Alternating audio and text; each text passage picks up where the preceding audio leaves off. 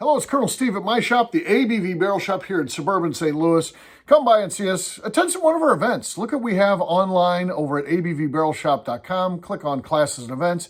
Sign up for one of those classes. Or if you're traveling into St. Louis and you're like, hey, I'm going to hit the barrel shop while I'm there, be sure to check out our events because we might have something going on one evening where you can come in, hang out, and see somebody from the industry or do one of our food pairings or whatever it is we're doing. We'd love for you to be part of that as well. I'm going to talk today about a fun story. So my wife took over our accounting in the last year. She really had said she didn't want to be involved. It was kind of the thing that Jim and I did. And it was our thing. So I had a business partner, Jim Fosnot, that started this with me. The two of us got this business going. And unfortunately, he passed away May 6th of 2024. After that, of course, then it's just, me fending for myself to do everything. And I wasn't doing everything. I wasn't doing any of the finance or anything like that.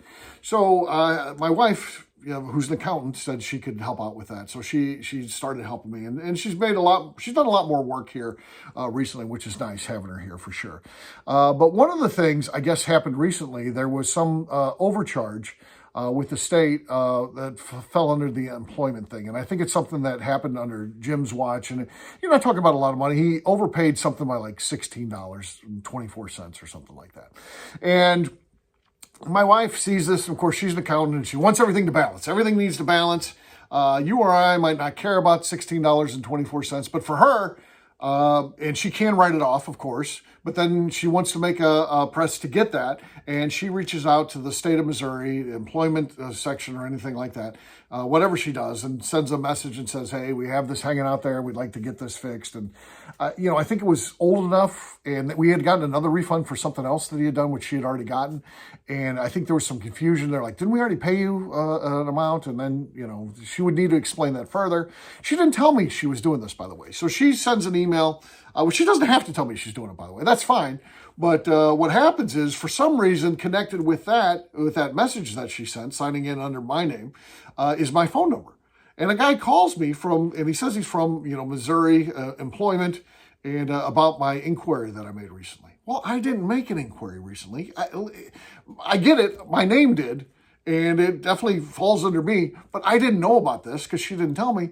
I just told the guy, hey, man, you got the wrong number. Don't call back. And I hung up.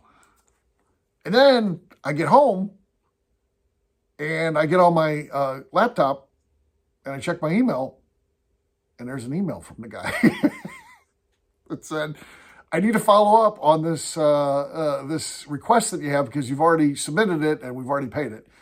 And then I talked to the wife and I said, did we put in an inquiry for something? She's like, oh, yeah, he reached out to us. Oh, great. And I'm like, yeah, I hung up on him today and told him not to call me back.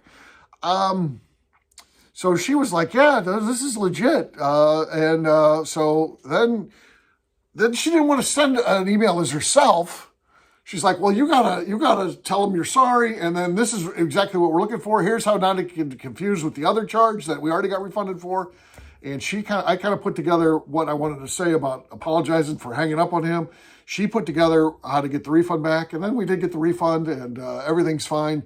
But that was just a weird, quick story of stuff that can happen, and it all comes down to communication, right? And that was communication on our end. State of Missouri did great for us. They, they saw what it was, had some questions about it, and then once that was clarified for them, they refunded the money. And at the end of the day, the books balance, and the wife's happy too. So, but thought you might want to hear just a fun story about owning a business and kind of some of the stuff that happens from time to time.